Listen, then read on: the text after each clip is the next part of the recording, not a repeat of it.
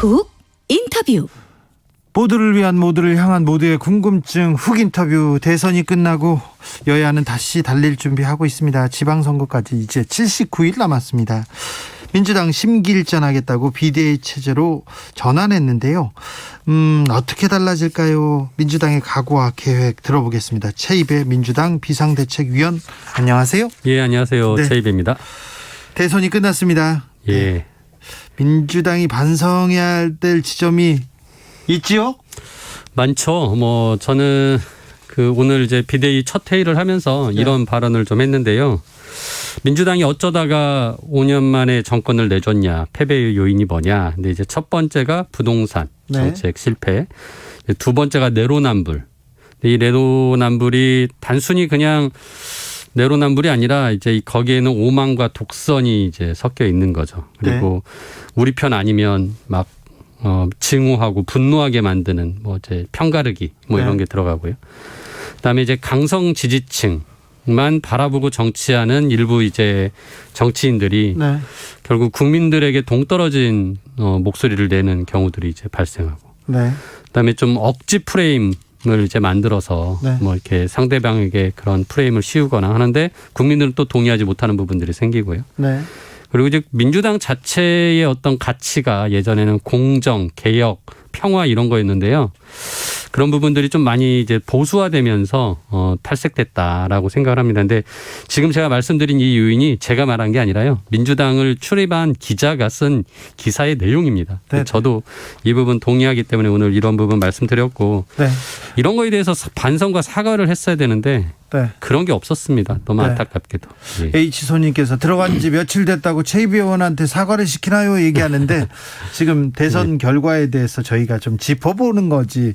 최이배한테 이렇게 사과시키고 그러는 거 아닙니다. 제가 그렇게 그렇지 않습니다. 1457님 침몰하는 민주당 최이배가 구하겠다 이렇게 얘기하는데 그래서 비대위가 이렇게 꾸려졌습니다.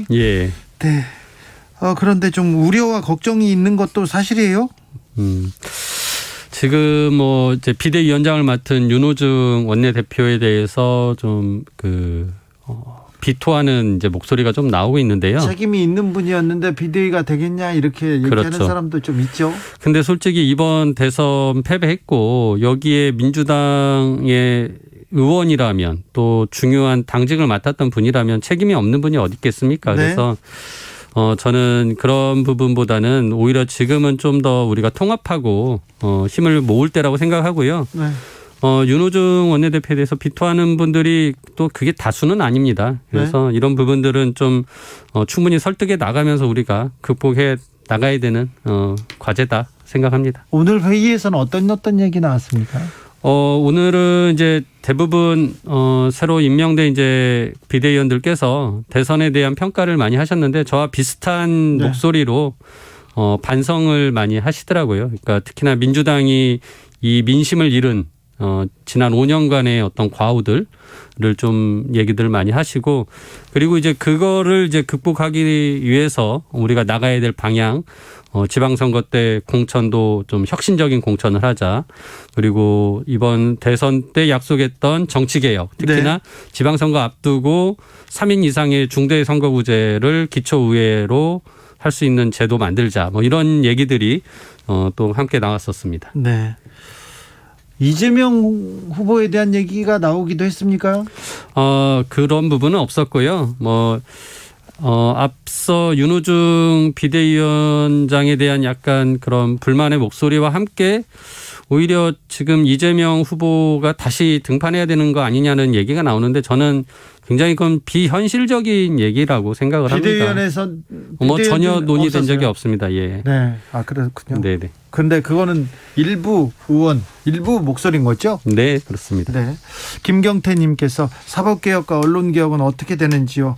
부동산 실패하고 나머지 두 가지 개혁까지 흐지부지 되는 건가요? 이렇게 또 걱정하는 분들도 있습니다.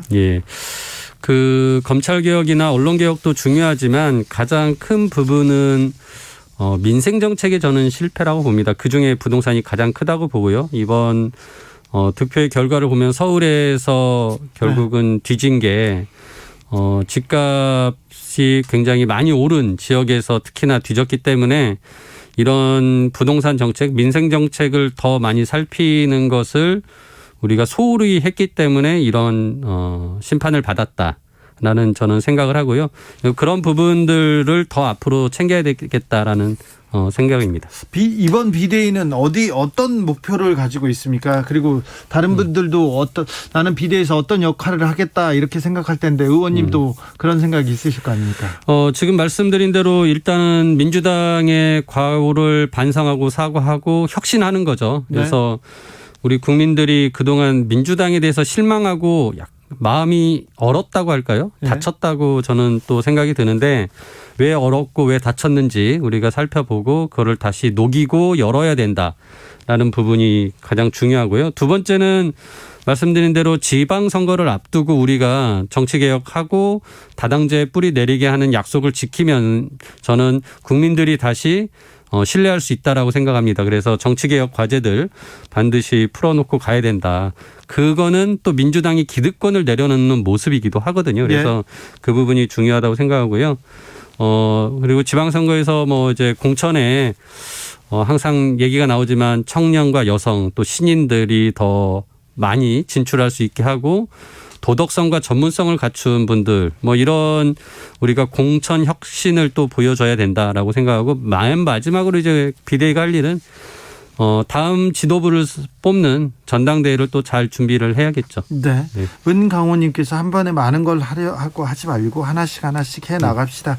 그중에 제일은 국민 먹거리 관련된 겁니다. 이렇게 얘기합니다. 민생 부동산 챙겨야죠. 예. 지금 비대위에서 지금 계속 논의하고 있는데 저쪽에서는 인수위를 꾸리고 있습니다. 예. 인수위 윤곽 이렇게 잡혀가는데 어떻게 보고 계십니까? 저는 안철수 대표가 인수위원장 맡은 것이 저쪽에 선거 과정에 윤석열 당선자가 약속한 공동정부를 구성하겠다라고 한 부분 실천이라고 보고 안철수 후보의 정책적인 역량은 저는 뛰어나다고 판단을 합니다. 그래서 그래요? 그분이 솔직히 이번 대선 때는 많은 정책 얘기를 안 하셨는데 17년도에는 굉장히 많은 공약을 냈고 그 정책들이 굉장히 중도 개혁적이고 합리적인 내용들이 많습니다. 그래서 오히려 굉장히 국민의힘의 수구 보수적이고 불안한 그런 정책들을 좀 보완을 해준다면 오히려 더 좋은 방향으로 차기 정부가 갈 수도 있지 않겠냐라는 생각도 하고요. 또 이번에 오늘 김한길 전 민주당 대표가 이제 국민통합위원회 위원장을 맡으셨는데 이분이 굉장히 또 협치 연정 정치개혁을 굉장히 목소리를 많이 내신 분이어서 좀 역할을 잘 해주시면 아무튼 우리 차기 정부가 성공하는데 국민을 위하는 정부가 되는데 좀 역할을 하실 수 있지 않겠냐라는 일말의 기대도 가져봅니다. 안철수 위원장이 국무총리까지 할 가능성도 있습니까?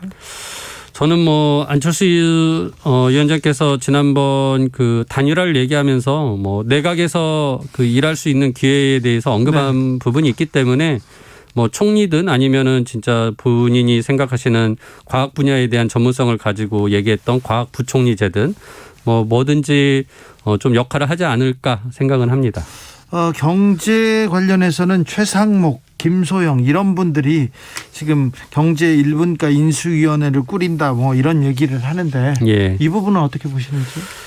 그분들이 이번 대선 과정에서 경제정책들 공약들을 낸 것들 보면 굉장히 저는 기득권의 이익을 보호하는 쪽의 내용들이 많았다. 대표적인 게 주식 양도소득세 폐지인데요.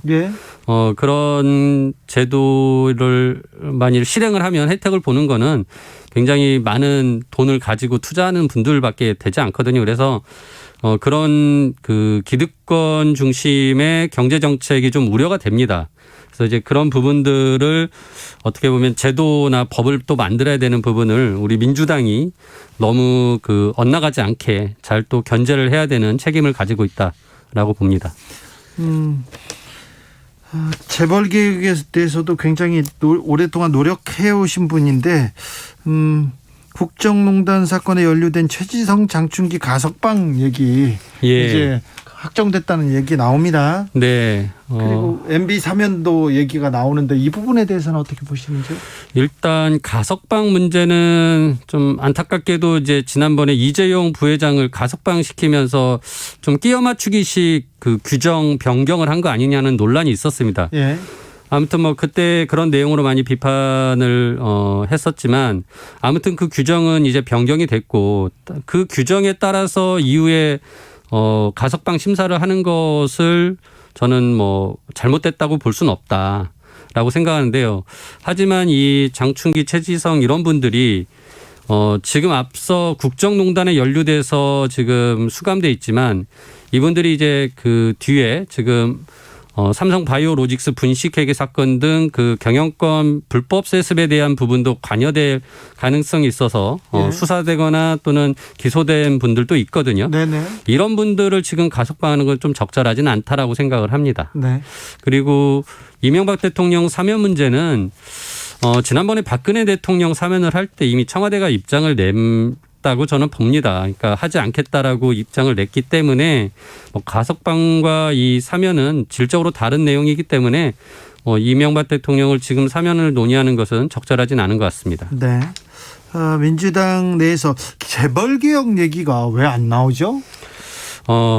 저도 뭐 꾸준히 한 20년 넘게 재벌개혁을 위해서 일했던 사람인데요.